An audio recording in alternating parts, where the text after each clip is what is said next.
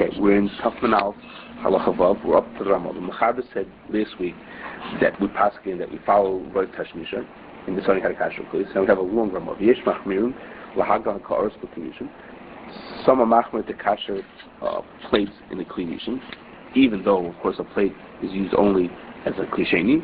And the reason is because you occasionally stick it into you might put it onto the fire or stick it into a pot. Also, anything else, you have a chashash, you might use it as a klishin to clean kappas, like spoons. What? Okay, that's a separate reason. That's what Ramos supposed to be about. No. That one. It's not. It's a kashering. Okay, fine. So what's the proper charge? Anything that you use means in halacha. Hey, we said. But it's included in the first thing. Look, he said a plate, and anything else like that. It's not just special about a plate. It's anything else that you have the same kind of a chashash. People who make the kasher or cups also. Okay, so the same kind of a chashash, they will chashash from miut Tashmisho.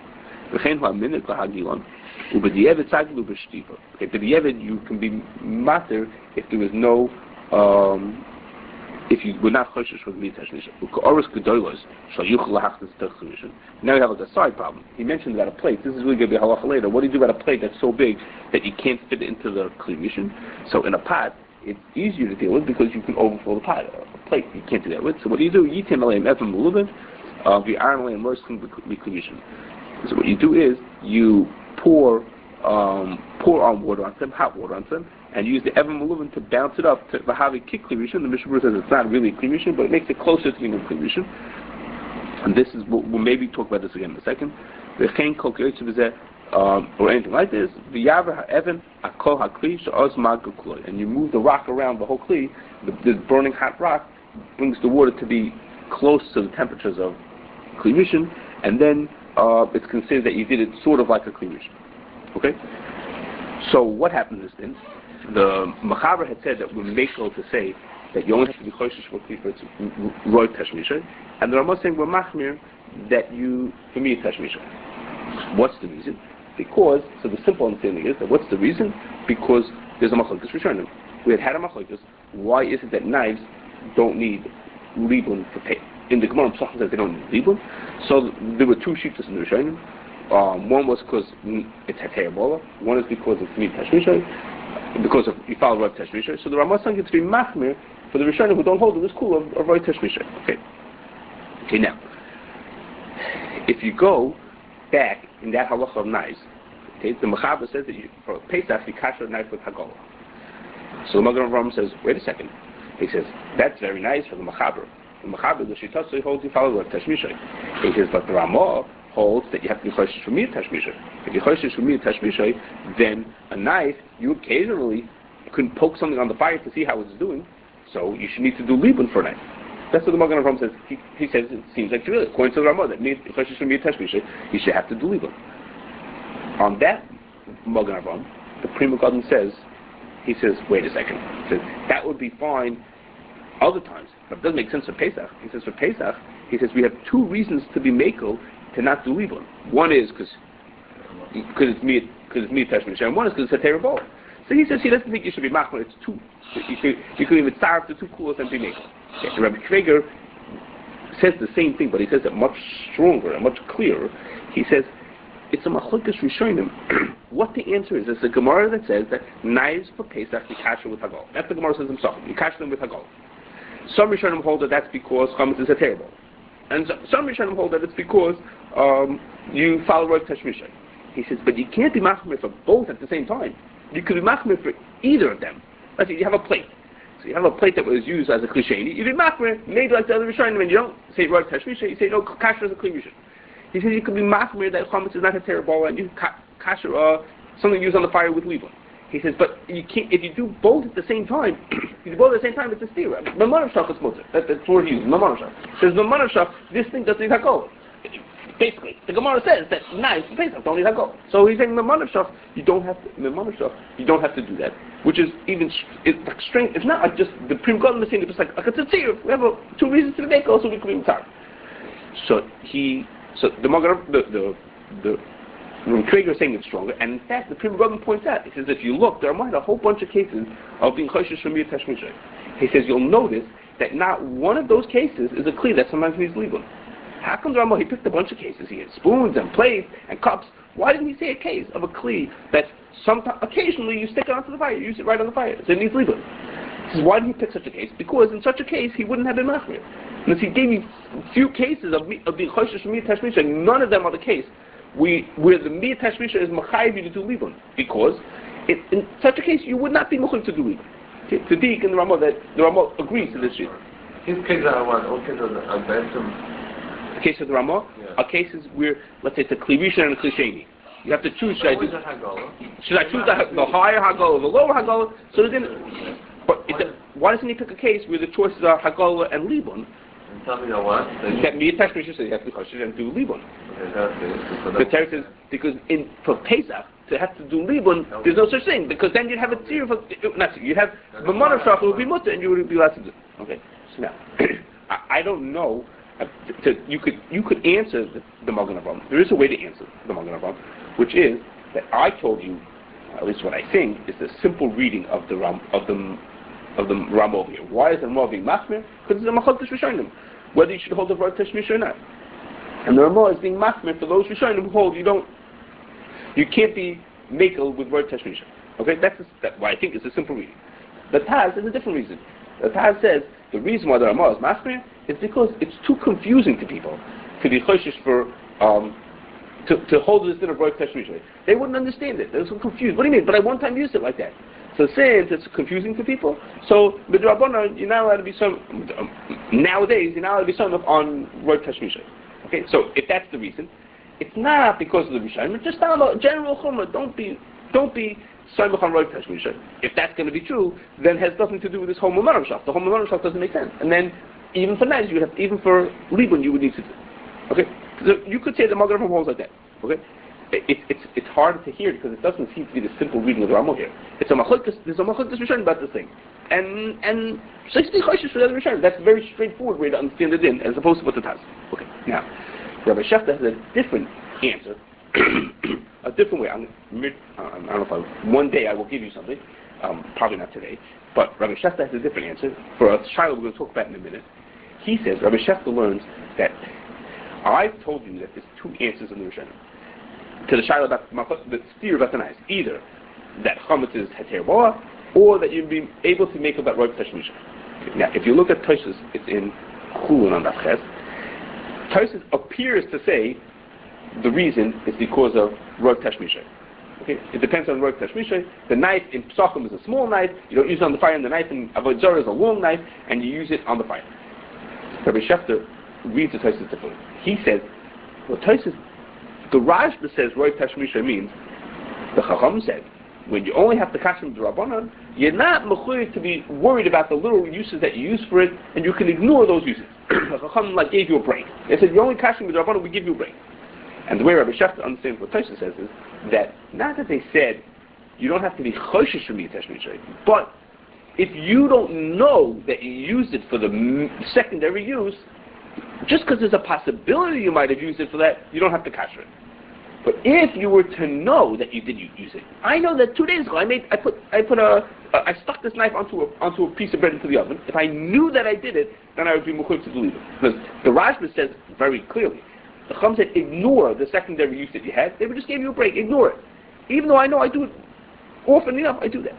And Rabbi Shefta understands that Tosfos learns that it's not that they said you have a right to ignore if you know about it. It's just you don't have to be choshesh that you did it. They're letting you not be concerned. Maybe I did it. They're like something to Rabbanan, I don't know, whatever.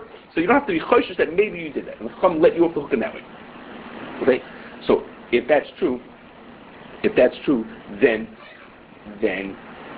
it's not that it's impossible to have it. Even if you hold a Rov Tashmisho, there are times that you have to do it. Okay? Depending on if you knew or if you didn't know. Okay. Rabbi Shefta's when he says I don't understand. He says a guy used a kli once for libun. He says now once on the fire. He says what does it help that I use it now another 100 times afterwards in a way that needs hakola? The time that I used it, I needed to do liba. What does it help that I did it afterwards? One tries because we all big at the end of enjoyment doesn't mean. That's correct. That's what the Rav said. Correct. Rabbi Schechter is saying he thinks Taisus is saying a different. Okay, if you look at the Taisus, we argue with him. If you look at the Taisus, he sure seems like he's saying like the Rav. But the wording is a drop different. But to say that he means Rov Tashmisho in this different way is okay. You can. That's how Rabbi Schechter wants. Okay, you'll hear his nafkamina, a very serious nafkamina. Yeah, and you also to be ready to Shulchan Aruch also, obviously. Well, when the Ramah said that we're choishes for miut Tashmisho, no.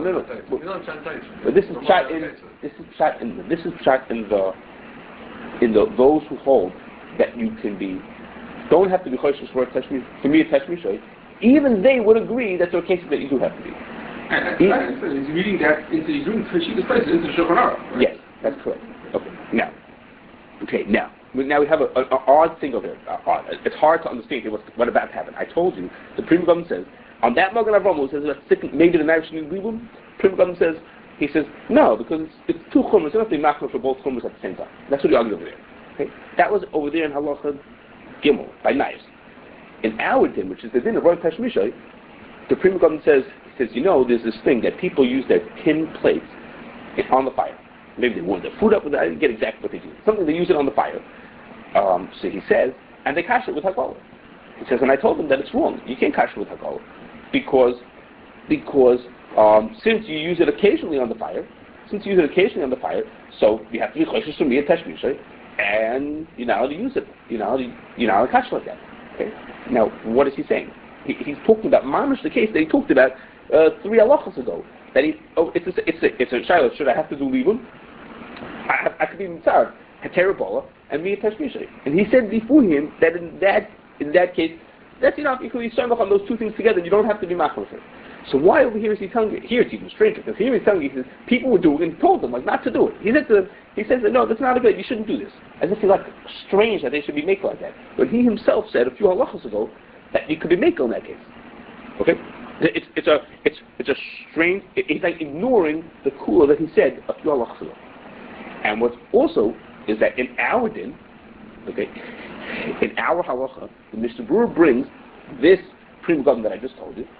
He brings it and says one of his examples. He says the miut Tashmisho is, and if you have a plate that you use on the fire once in a while, then you have to leave it to this kli. Okay, that's the Mishnah Berurah brings it over here. This Prima Government. Yet in the halacha of knives.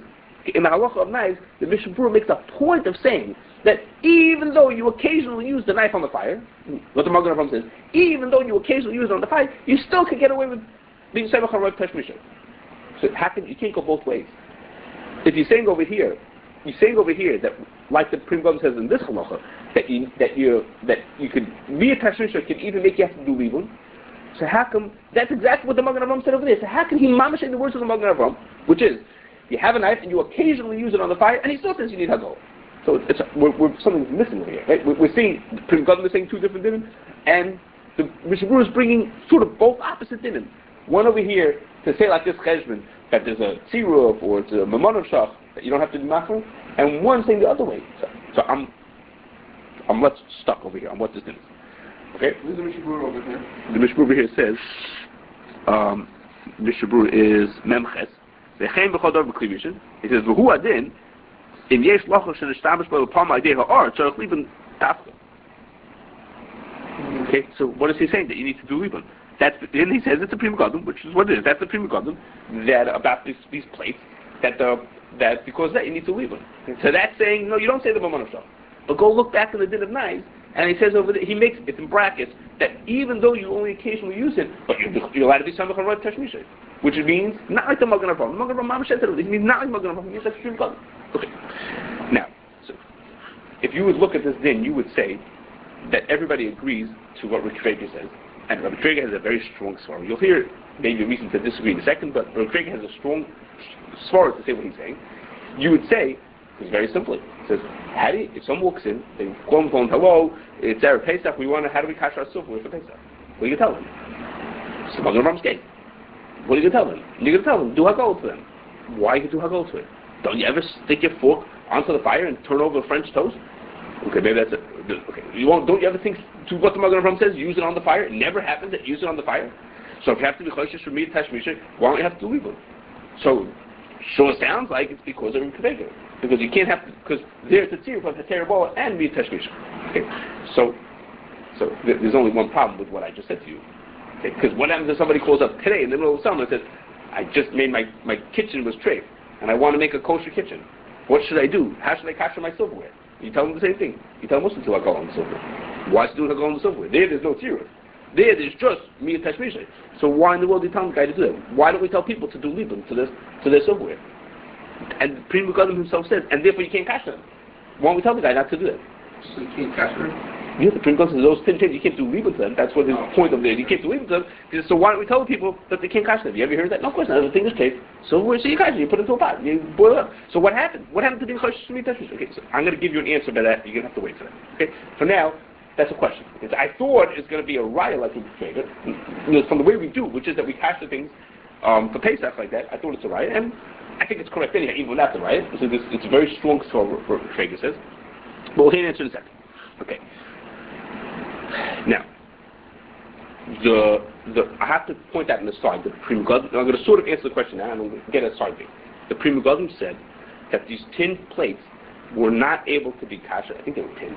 The tin plates are not able to be, can't do libum to them, and therefore you can't use them for Pesach. That's what he says. So, just a question on that is, the Mishnah Berurah says that the kashering you have to do here is not libun komer. The libun you have to do is libun kal. Why do you have to do libun kal? The reason is because we had a few halachos ago that any time you're doing libun just as a chumrah, you could do instead libun kal. Okay? If you're ever doing libun as a chumrah, you could do it as libun kal. So since Meikar Adin we hold that we follow Rov Tashmisho, it's only a chumrah to be choishes from miut Tashmisho, so you could do libun kal.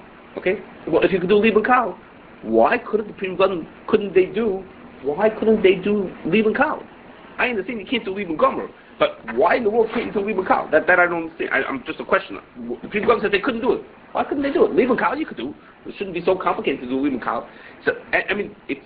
And that halacha before is actually Pri Megadim there also, who makes the point that any time it's a chumrah, miut Tashmisho is a chumrah, to kashrus miut Tashmisho is a chumrah, the ikra din is Rov Tashmisho. So why can't you do libun kal to them? So I don't really understand. You see the end of that Shartin here? Yes. We're getting to that. We're getting to that, Charles. Okay, we're getting to that. That's what we're headed to right now. Okay. Now what he's looking at, the Shartin, he says like this. He brings from a base mayor who says that if there is no way to kasher the kli for the miut Tashmisho, then you're not mechuyev. You could be samech on Rov Tashmisho. Okay? The base mayor is not just saying this out of the air, just saying it on his own. If you look in Hetairah, in Kuf Chaf Aleph, the other simon of Halakos Kalim, the Ramah also there says to be choishes from miut Tashmisho, and the way the Gra reads it, which is I think the simple way to read it, the Ramah says it like this: if you have a kli that you need to be choishes from miut Tashmisho, but being choishes from miut Tashmisho will mean I can't kasher it, you're not mechuyev to be choishes from miut Tashmisho. You're not this chumrah to be choishes from miut Tashmisho only goes so far. It only is if it's within reason to be choishes for that. But if doing that will mean I can't kasher the kli, it's impossible to do that thing, then I'm not mechuyev to go that far and be choishes from miut Tashmisho. Okay? You don't say those words there. No. That's what the Ramah says over there. And the Beis Meir is saying, "V'hu adin in Hilchos Pesach also." I'm looking at this Meir. Yes. Okay, that's what the Beis Meir is saying. That Ramah that's over there is saying that the same thing is over here also. Just like the Ramah says it over there, it's over here also. Meaning, the Ramah himself says that P'diavad, if you didn't do choishes from miut Tashmisho, P'diavad it's mutter. The Ramah says that even here in Hilchos Pesach. And the Ramah in Yerdei is sort of just saying like Shasat Chaf P'diavad. This chash of not even Shasat Chaf, like this chash of worrying about miut Tashmisho only goes so far. You only have to be choishes to the extent that you still can kasher. If it means that you won't be possible to kasher, then you don't have to. And the Shartzin is bringing it to argue on the Pri Megadim. Because here the Pri Megadim says they couldn't kasher the plates, and therefore you can't use them. So he says, you can't kasher the plates, so if you can't kasher, you don't have to be choishes from miut Tashmisho. It's arguing on that, that you could be samach on that. Okay, and now that would answer the question. I ask you, how come year round we don't tell people you should do libun gomer to their silverware if they need to kasher silverware? Okay? How can we let people do hagala to it? What happened to miut Tashmisho?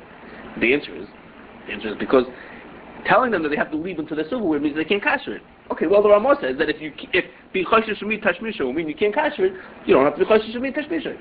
So you're off the hook. So you can't do leave into your forks. So the Ramah says if you can't do be kasher miut Tashmisho, you don't have to. You do as much as you can. Okay, so you do what you can. You can't do leave them, so you do as all, which is what you have to do the din, which is Rov Tashmisho. Okay.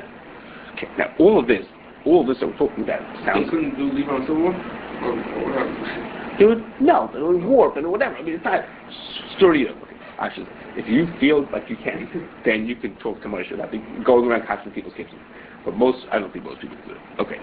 So now, all of this that we've heard about Rov Tashmisho, which all sounds very theoretical, has a very, very practical enough meaning. Okay, which hopefully I'll get to you eventually the tshuva about it.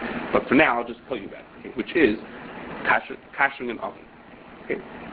We'll talk about it now in a commercial oven, okay? Because a home oven has an additional shilos to it, okay? But for now, we'll talk about it in a regular oven. I don't mean an oven that you put the food onto the floor. I mean that oven, of course, needs to be done. I'm talking about an oven that the food's in a pan. So when you cook food in a pan in an oven, so what happens? How does the oven become treif? Well, how does the oven have doesn't it ever happen that food falls out of the pan? Somebody drops something as they're putting it in, as it spills, as it overflows, as they're putting something in, they're turning something over. Doesn't something ever spill? So if a solid piece of food falls out, you moved into a house, didn't somebody, the guy who lived there before him, maybe once drop a piece of his treif meat onto the floor of the oven? So then you need to do leave it. You need to do because the right. What? I think you're going to end up using it a miut Tashmisho. Okay, right. You're on to the second step. Let's think about the kli itself. I'm going to get to that in a second. I'm going to ask you to hold that a second. And that's not even miut Tashmisho. Why? That's Rov Tashmisho. Because in that spot where it falls, it's always going to be. What was the Rov Tashmisho? Air? Okay. So, okay. Okay, you're. What? When something's full, what miut Tashmisho means most of the time I use it. I don't know as with mine. Sometimes I do it all in. Let's say something falls and you pick it up, right? Miut Tashmisho means that occasionally it got baked on the floor of the oven. Okay. And now the other Tashmisho of the floor oven is Rov Tashmisho is. And you don't use it up. Whenever you use it up. Whenever it's full, that's Tashmisho. No. You use it to heat up a pan like that. So, okay. Wait. So we're getting. I'm surprised you can tell me this. It's exactly what we're getting. Okay. Wait. So like this. What's the main way that you use an oven? So now, the first thing I'm going to say, you could disagree with. The first thing, I would think that the primary way that you use the oven is by kalim touching the kli. You put a pan of food into the oven, okay, and you have ein ha'blu yotzim mikli l'kli b'lo yotzim. That's the usual way you use it, is in a way that causes no blias. Like you just said, like you use a cup. You use it with cold water. Are there any blias when you use it for cold drinks? No. That's why it's considered a Tashmisho. Right. So the normal way you use it is a way that doesn't cause blias. Okay. Now you could argue that over there at least there's contact with the food. Yeah. In the oven there isn't even contact with the food. When the car Rov Tashmisho, like the kasher, right? Because that's it's water, and when you have water, that's all master. And I think but it's Rov Tashmisho that you're not going to come to. It's not going to come to any game of the benyam. What's the chance that you're going to have a miut Tashmisho twice in a row in the game? If it's really miut Tashmisho, something could say that you use it. So you're saying that shot in miut Tashmisho is not just that since it's a drabanan they let you off the hook. Right. If they said is since the only possibility could be if it's ben yoimod. So to be choshesh ain't ben yoimod to ben yoimod, and to be choshesh that the tashmish hamid will happen twice within that 24 hours is really far fetched. It is not the way I said. I thought it was just once you ain't ben yoimod, Chacham gave you a break. You're saying the Chacham thing is that to think that those two things will both happen within 24 hours in exactly the same place. He's expanding. He's really expanding. He's saying any tashmish ain't a rogel. Any tashmish is not normal. That's all that happens to it. I don't think. I'm agreeing with what he's saying, that a tashmish of honor, being honored is considered. No. He's saying something different. He's saying different. Okay, good. Okay, you're going to hear Rabelski exact mama's punkt verkehr. Okay, it's okay. He's going to say exactly what you said punkt verkehr. You'll hear in a second. Okay, but now, so hold that on the side. Okay, you don't have to agree with that. Baradowski did not agree with that. To say that the kalim touching each other is considered the primary use. Let's put that on the side for a second. What things usually spill onto the floor of the oven? What's the things that usually spill onto the floor of the oven? So my guess is that the roiv things that spill are liquids that spill onto it. Roiv of the things that spill are not things that make you have to do libun. Roiv of the bli onto I'm talking now on the floor of the oven is things that need hagala, not things that need libun. More than that, what's the bli? Forget about the floor of the oven. What about the racks of the oven and the walls of the oven? What's their bli? Their roiv bli is through zayah, which is considered a liquid, and for which you need hagala. How do the rack is below? Because on the rack below it, you put a pan of chicken, and the zayah went up. You're not using it. I put the wall to collect the zayah. I'm cooking my zayah. I don't care if you're using it. I'm not using it. That's the way the bliya happened. The Rajma says, think about the main thing of why it got traced, so you'll decide how to kasher. Don't worry about the little ways. Think about the main way. If in your oven, the main way it got traced is through zayah, not because a piece of chicken plopped off. The main way it gets traced is because zayah comes up and hits the thing. So in case the Rov Tashmisho, this is easier to say. The spills are for sure more typically liquids, and the zayah is also liquid. And once in a while, a kid decides to make toast in the oven. They put a piece of toast right into the oven, but that's not the normal way you do it. That's the miut Tashmisho. So now I'm not finished yet. So that would say that it's Rov Tashmisho. Now there'll be something to say another step. We have to say, Rav Kreger said, for Pesach, you don't have to be kasher from miut Tashmisho, which also demands libun. So for Pesach, that would let us off the hook to have to do libun for the oven. For year round, we wouldn't be able to use that, because for year round, there's no tzir for Hetairah Balah. Then we'll have to say, like the Ramah and the Beis Meir say, that for year round, if you have no way to do the libun gomer, if being kasher for Rov Tashmisho means you can't kasher, then you'll let it be samech. You don't have to be kasher for miut Tashmisho. You can be samech on Rov Tashmisho. And so for year round, I can't do libun to it. So mamela, I can be samech on the Rov Tashmisho. Okay? So there's two steps over here.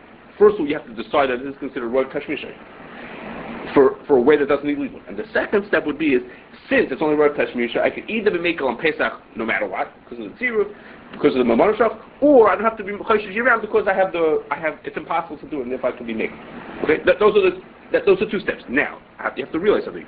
Before I tell you why Rabbi Shachar and Rabbi both disagree with it for opposite reasons. You have to realize something. If you're going to say that the reason you're allowed to do libun kal instead of libun gomer is because of Rov Tashmisho, because we're being samech on Rov Tashmisho, remember the Mishnah Berurah said, Rov Tashmisho only works if the kli is any ben yomai. You only allowed to do Rov Tashmisho starts with it's a rabbanon, and therefore you could be samech on Rov Tashmisho.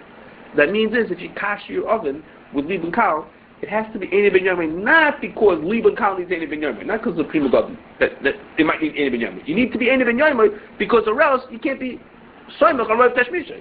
So you need any ben yomai for a strange reason. You need any ben yomai to allow you to get away with libun kal.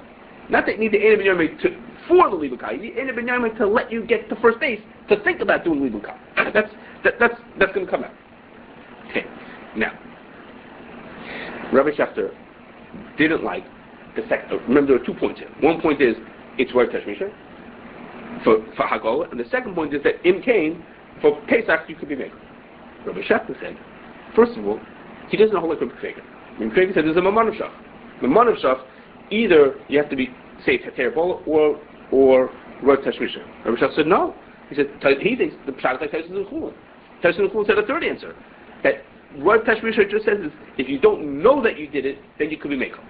So maybe in many houses it's true. Maybe at houses you know that you don't know that anybody put it onto it, but it's just a possibility. So for that possibility, you don't have to be choshesh. In my house, I know they do it. Kids occasionally, I'll take a piece of bread and I'll stick it into the oven, right onto the rack, and they'll toast a piece of bread on it. Okay? So according to Rabbi Shachar, that's one reason. He says, second of all, he says, I told you this kasher last week. Rabbi Shachar says, the Rajba says he's makel about Rov Tashmisho because ein ben yomai is mutter b'diavad. He says, I understand. He says the Ramah holds that ein ben yomai is not mutter on Pesach b'diavad. So it would be one thing to be samachan this year round. He says, but for Pesach you can't be samachan because for Pesach the kli is the ein ben yomai is also b'diavad. So how could you be samach on Rov Tashmisho when in this case it's not mutter b'diavad? The ein ben yomai is not going to be mutter b'diavad because for Pesach the Ramah is machmir that ein ben yomai is also b'diavad. Okay, that's Rabbi Shachar. So he argues for that reason. Now he acknowledges that the Beis Meir says not like him, and that the Gra in your day learns not like that also. And he has a whole other way to learn it. And Mr. Shem, when I get it to you, you'll be able to read it yourself what he says. Okay, he has a whole thing about it. This all started. Also, right? What? Yes. So I told. The answer is. What? You do the Hagala before Pesach. You have the same Hagala before Pesach when Adam Yom is fine. Yes. Right?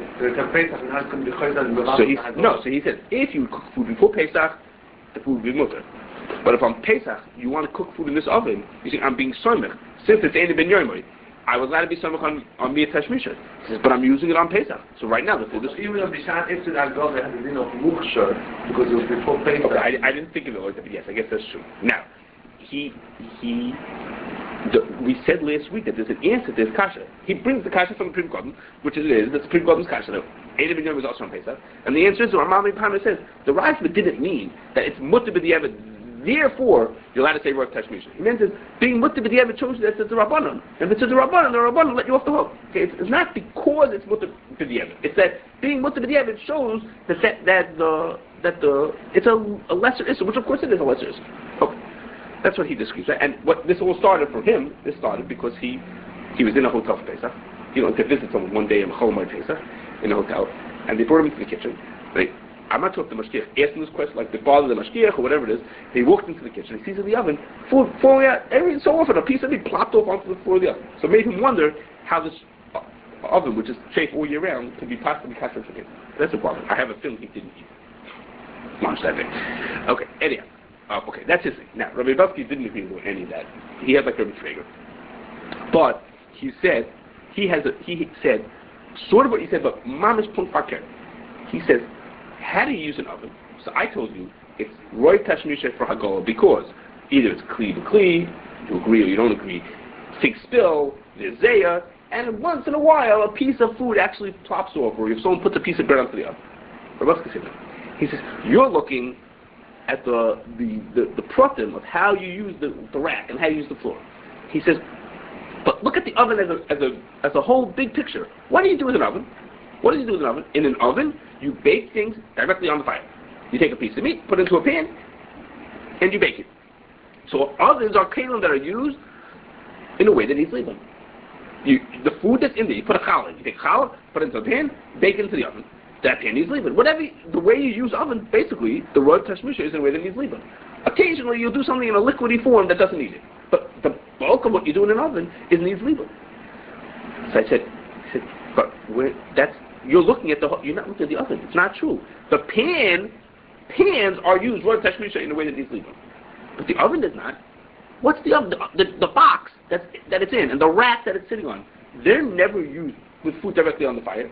He's saying, but look at the whole picture. When you think of, what do I do with an oven? Ovens are used to cook food, dry food directly on the fire. But that's looking at such a big picture, but it's really not such a big picture. Really, the argument is that you should look at just the pan. The pan is used like he says, but the big chamber is not used like that. Okay, I'm not sure if I'm being clear. Okay, he's saying, he's saying the opposite of what you said. You said is, look at the whole thing. He's saying l'chumra, right? He's saying it's not Rov Tashmisho. He's saying it's not considered Rov Tashmisho for ways of Hagala, even though the bleas into the parts that you're trying to kasher, Roiva, those bleas came in through Hagala. He says Roiva, the use of the oven is the way it means libun. Okay, and I guess that what he's saying is that the Rashba says, we tell you don't think about the strange way to use it, think about the main way to use it. So if you think of oven, what should come to your mind is that you use it dry food directly on the fire. So that's what I could have done. Kosher oven, think to the you may say. And when Ben Yoim, I want to kasher me the nice of Ben Yoim. What are you going to tell me to do now? I put it on the pan, the chaza on the pan, and then top it up the oven. What are you going to tell me to do now? Ben Yoim, I want to do it. Ben Yoim, I mean the leak out there. What am I going to do? And you put the trafe into a pan. You could do hagol. Okay, you have a good point. You're saying this, every time that if I use it once for treif, I would kasher like this. And this whole thing of miut Tashmisho, you're saying is, but didn't I once use it for treif? Didn't I once use it? Okay, that's a good point. Okay, now I have to say something, but I'm not finished with what Rebbe said. He said, and because of this. Now, this might be an editorial, that it's because of this. He says, Rav Moshe, every year, when he finishes Shabbos HaKol Joshua, the last thing he would say is, and remember that your oven has to be kasher with leaving gum. That's what it is. Every single year, that was the end of the Shabbos drasha. I guess the drasha was a drasha, and most of the people went home and didn't know what it said. Well, it was a whole complicated thing. So he wanted to make sure they came something. And the drasha ended with, and remember to do leaving gum on your ovens. It's only like in later days that people started doing leaving gum. In the olden days, in the olden days, everybody did leaving gum on the ovens. Every year, much ended his drasha like that. When the Shabbos drasha would end up, and remember, you have to leave gum on your oven. Okay, so that makes you feel even more. And then, so that sounds very strong. Okay, now, and Rov Tashmisho is understanding it, or maybe Rav Moshe said this, that it's because it's not considered Rov Tashmisho. Okay, I don't know if Rav Moshe said that part, that this is why it's not Rov Tashmisho. Rov Tashmisho did say that what you guys said at the beginning, which is, let's even say the oven is treif. Let's say it's treif. How's the blia going to get out of the oven back into my food? How's it going to happen? Well, the only way it could happen, things could happen. Either a piece of food could drop off, that won't make any blias come back. I mean, unless you're going to eat that food off before the oven.